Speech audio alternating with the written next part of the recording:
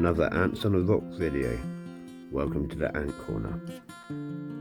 Welcome to episode 3 of my massive multi-species vivarium. In this episode, I will be showing you some more of the new inhabitants in the tank.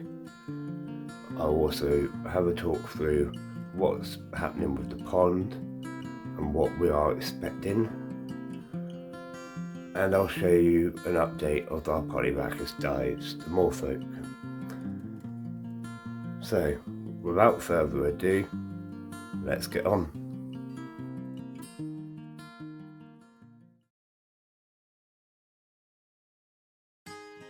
First on our list of new inhabitants are 2 giant olive millipedes. They're pretty cool. Since putting them in, I haven't seen much of them. I think they dug under the log and they're pretty happy under there. Moving on.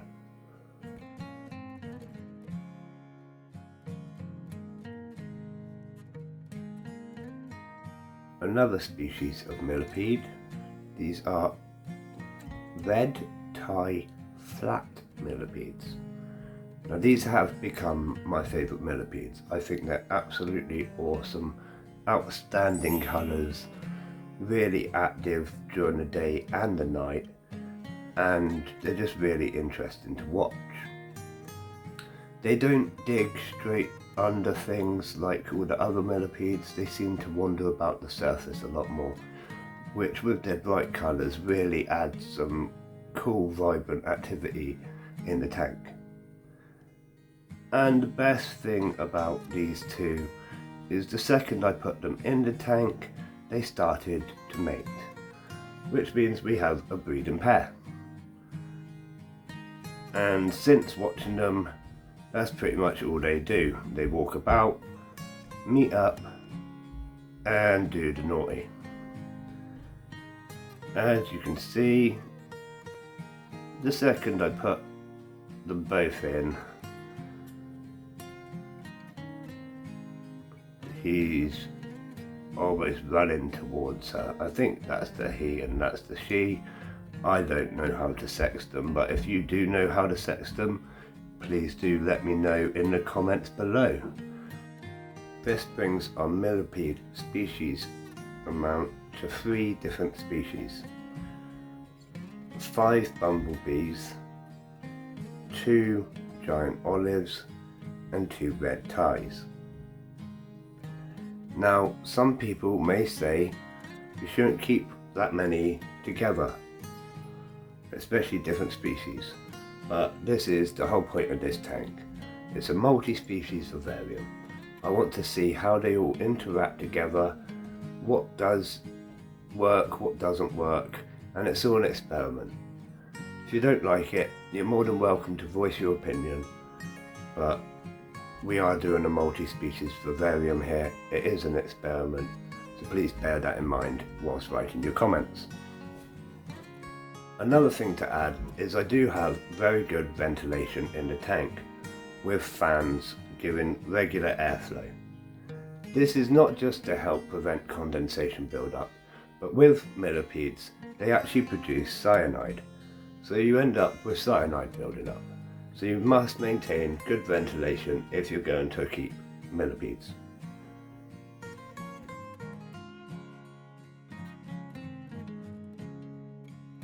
Next, something to add to the pond. You may not recognise these straight away, but they're actually pea mussels, a very small type of clam. They're very hardy and they like fresh water, so they're going to go in the pond. They feed off bits of microorganisms and stuff floating through the water by sticking out their little tongues. It's pretty cool, but it's really hard to see because they are so small. Obviously I struggled to get in, I always struggle to get into these things, but we did get in very safely and carefully, and I managed to put them in the pond really gently as well.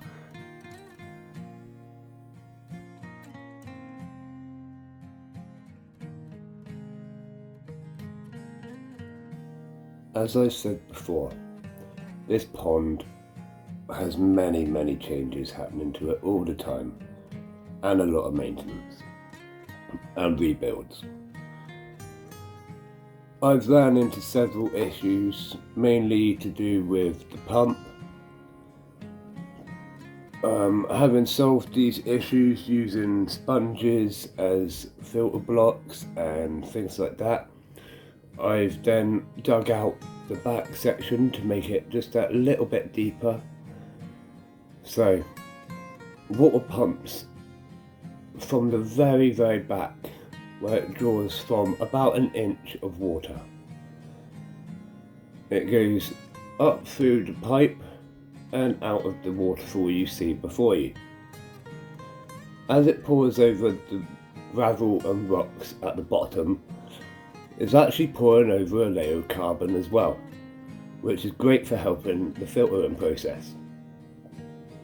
There's a layer of carbon throughout the entire bottom of the pond, but I made this area especially thick with carbon as I knew it would be washing it away at the same time. So after that, the water passes by and hits the big log in the middle. This is to slow the flow. Without this, all the insects in the back section of the pond would probably get washed away. Behind the log, you can see the water's much more still, but maintaining a nice constant depth, creating a nice deep pond for all the insects and pond life that we've added. After that, it flows between the two rocks at the back. This is where I packed in with sponges, just to help catch any loose substrate before it heads into the pump. I've added mosses around the side, including sphagnum moss, just to help soak up some of that water and really keep that moss looking healthy and fresh. I've added more large rocks over the pump section at the back, making this harder to access. And I've also added a second piece of driftwood over the back section, making it easier for our new inhabitant to climb out. Now, when I say new inhabitant, it's not in here yet. By the next episode, I'm hoping it will be. We are getting a vampire crab. You voted it, so we're getting it. It's a red devil, and from what I hear, it's absolutely amazing. They spend 70% of their time on land and 30% of their time in water. So this sort of tank is perfect for them. It's going to be interesting to see how it interacts with our ants and all the other species living in here. But of course, I do have a separate tank on standby if I need to get it out for any reason. With that said, I will try and leave it until it's absolutely drastic last measures and I can't watch anymore.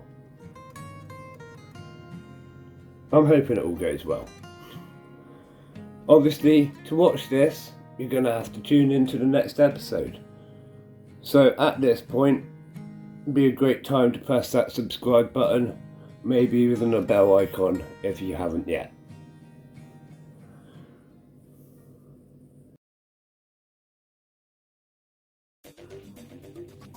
Moving on to our colony of Polyrhachis Dives, the Moorfolk.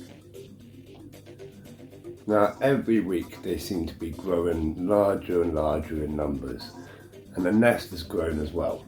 They've now incorporated the whole of the log at the back, the upper log at the back, and the jug in front. And they've weaved between all sections, linking them up. Obviously this is a really good thing. Not just cool to watch, but it's great to know they're expanding so well. They're also eating loads. They are non-stop with their feeding at the moment. I'm giving them protein every day and constant supply of carbohydrates as well. They have been interacting with other insects, but they haven't been very aggressive towards them. Although I did see them catch one of the moths that hatched out of a waxworm cocoon. But I did put these cocoons in with the expectancy that they would hatch and be eaten. So they did exactly what I wanted them to do anyways. No harm done there.